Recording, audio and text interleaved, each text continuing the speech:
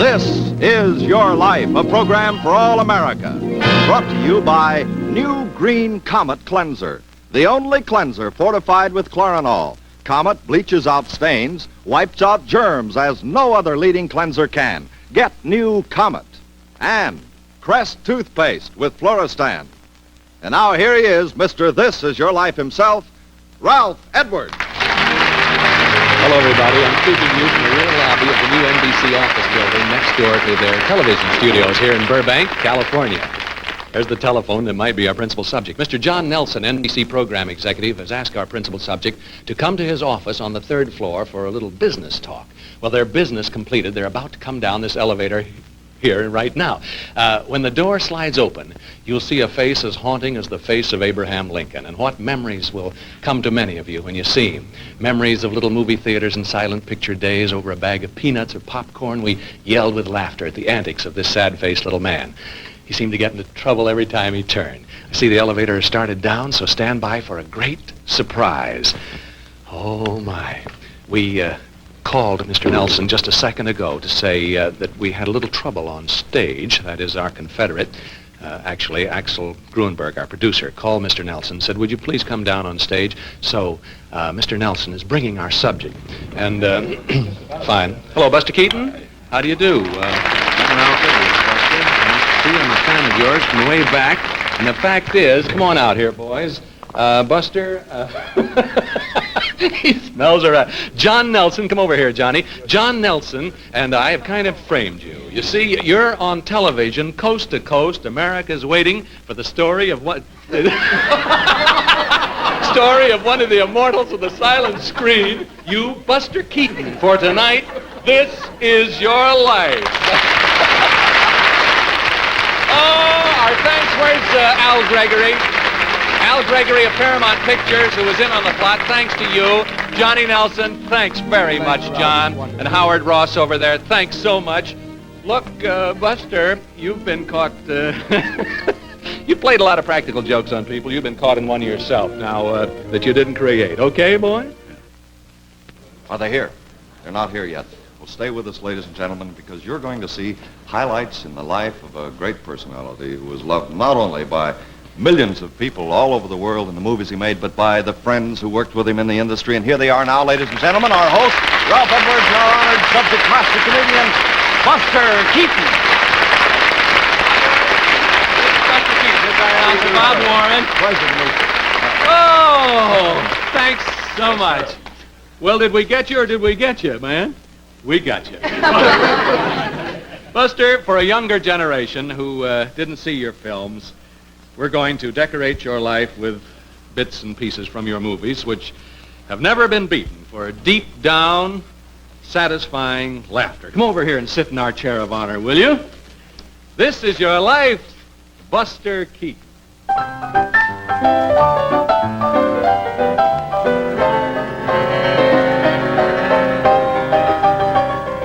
Here's one over here, Buster, you can look at. Over here. Listen.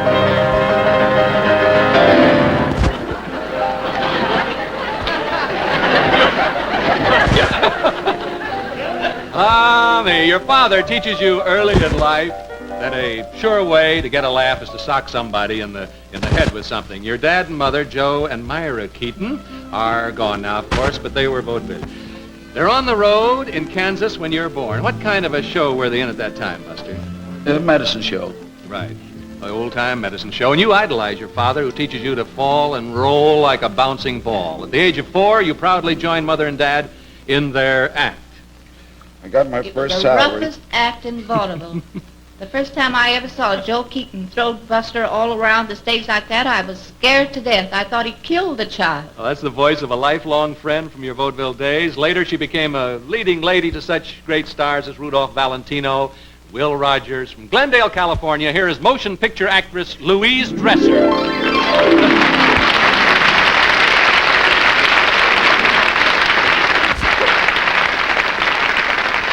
What part did Buster play in the act of the three Keatons, Louise Dresser? Well, he played the part of a very bad little boy. Now, don't you cry. You had me cry. It's a thrill to see these two wonderful people here together. My goodness, Louise Dresser, what memories. You know, one trick that Buster had that I remember very well. Mm-hmm.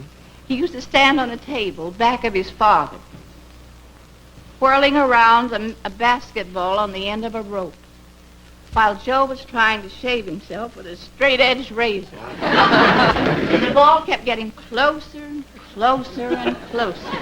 All of a sudden, bang! Boy. Right on Pop's head. Right on his head. And the audience would die laughing. Of course, what would your father do to you then, Buster, in the act? Wouldn't he?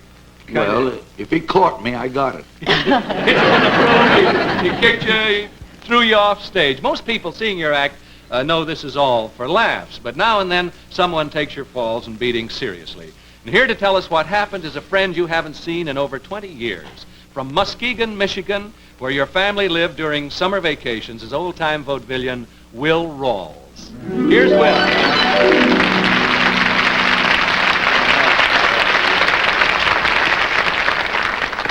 Been a little while since you've seen this fella, hasn't it there? I guess Buster was almost too good at those falls and pantomime injuries. Is that so, Mr. Rawls? Yes, he was quite often, the parents was quite often arrested, thinking that they were mistreating him. And then Buster would have to go down to the chief of police, pull off his little shirt and pants, and show them that he had no bruises or broken legs. Years later, you see Buster attain his first boyhood dream. And what was that, Mr. Rawls? What his father and us helped put him through the Elks, Muskegon. Now, both you and Buster are lifetime members, aren't you, of the Yes. members of the Elks Club of Muskegon. And what else do you remember of Buster's boyhood days, Louise Dresser? Oh, I remember so many things about him, nice things. But the nicest thing that I remember about Buster was his great devotion to his mother and his love for his little brother and sister. Brother and sister, and here Whenever they are. you ever saw this boy, those two children were always with him. From Los Angeles, your sister Louise and your brother Harry Keaton. Here they are.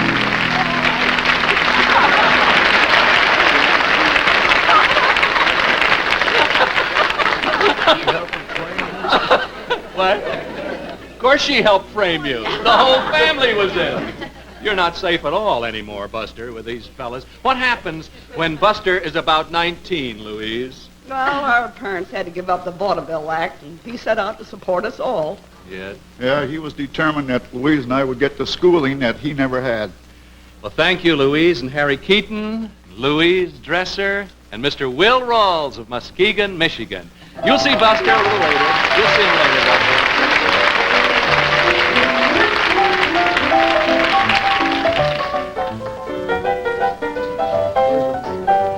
Where's the makeup man? He's not dressed. It was Roscoe Fatty Arbuckle who first offers you a part in his screen comedies. You feel right at home because you got hit with something the first scene you played, didn't you, Buster? Yep. What was it with? With Fatty. Wasn't it a sack of flour? Yeah, a sack of flour. It was about 3 pounds and tied off tight, so there was no air in the package. Real rock. And I said, how am I going to keep from flinching?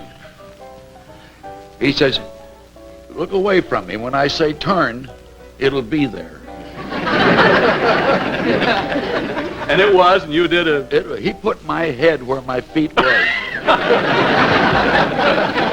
You show such great talent that after your return, of course, you couldn't help but show talent on a hit like that. But after your return from fighting in France in 1918, you're offered a chance to star in your own comedies. No movie actor ever had a faster rise to stardom than Buster.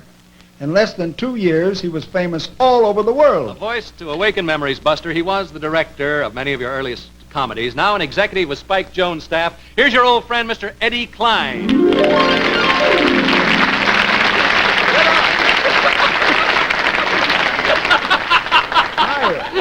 Why? As a young man, you worked for... Right here, rehearsing. You worked for Buster Keaton. Jones? Spike was last night in a good show, too. Yeah. Wonderful start. Yeah. As a young man, you worked for Buster Keaton, Eddie, a comedy genius. This man, Keaton. Did he keep you and the crew laughing all the time? Well, we always had a wonderful time because this guy was always pulling jokes on us. Mrs. Darrell Zanuck was his leading lady at the time, What was her name then? Virginia Fox. Yeah. You remember? There was a scene in one of the movies where she was supposed to fall and catch fire clothes on a moose head. Yeah. This guy says, put her up there and leave her there. We put her up. Then he yelled, lunch.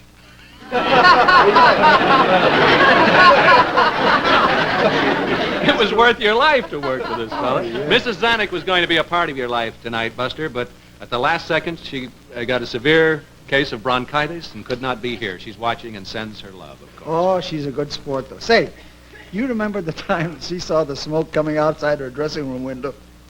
You remember? And she yelled fire, and she tried to get out the door, and it was locked. She went to the phone, no answer. Then you rescued her before she really fainted. Then she found out about you lighting those smoke pots out there.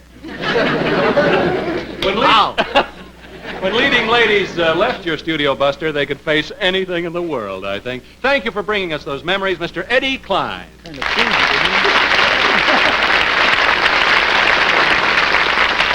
you? With a sure instinct for laughs, you create most of your own great comedy situations. And how we loved it when you got into one mess after another. Now here, we see Keaton against a cyclone in Steamboat Bill Jr. Now the cyclone blew the hospital away, and there goes Buster in his bed. Oh man, what a storm. Look out, Buster. The building's apt to fall on you there if you're not careful. Just missed it. Now the wind has really taken hold. Oh, it's really got you there. Keep fighting, boy. You'll make it. Don't give up. Don't give up, Buster. You'll do it. Well, hilarious comedies like that one make you rich, and meanwhile you marry Natalie Talmadge.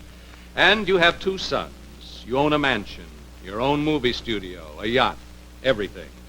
For a fellow with a lot to lose, Buster took terrible risks. In the most dangerous scenes, he would never use a double. Well, that's the voice of one of your directors. In the 1920s, he went on to become one of the best-known and best-loved character actors of all time. One of Hollywood's leading citizens, ladies and gentlemen. Here's Mr. Donald Crisp. I remember you distinctly. Nice thing in that We were afraid what this fellow might do is Buster, you know. We're all kind of standing by. Buster gave you chills many times, eh, Mr. Chris? Mr. Edwards, I still gasp when I think of one scene that Buster did. He had the entire front of an apartment building. It was 3 stories high. Yes. And he planned for the entire front of the building to fall over. And he planned that one little window at the top should fit over him, and he hoped that he was standing in the place where that was. And when that fell, the cameraman fainted. Well, here's that very scene. Now watch this and see how you'd like to have been in Buster's shoes that day.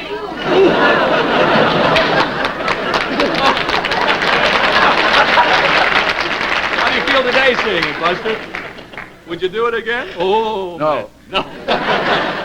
Now here's another scene we'll never forget. Now, this is you, Buster. If you remember, I directed a picture with you called The Navigator. This is you under the water. And that day, someone had neglected to put the piano wire on the top of your diver's helmet. And you had jumped over the side of an ocean liner in about 150 feet of water with only the telephone connection on your helmet. And if it hadn't been for that one small wire, we'd have lost one of the kindest men I ever knew in my life. This man gave away his salary about every week.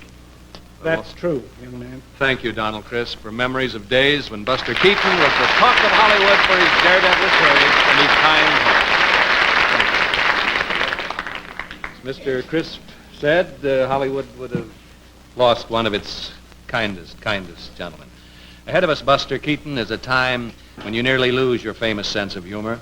Life smashes you to the ground. And how you pick up the pieces and go on, we'll find out in just a moment. You're ready for a little relaxation here, aren't you? Sit down, sit back, take it easy. Buster, first, let's turn our attention to this important message from Press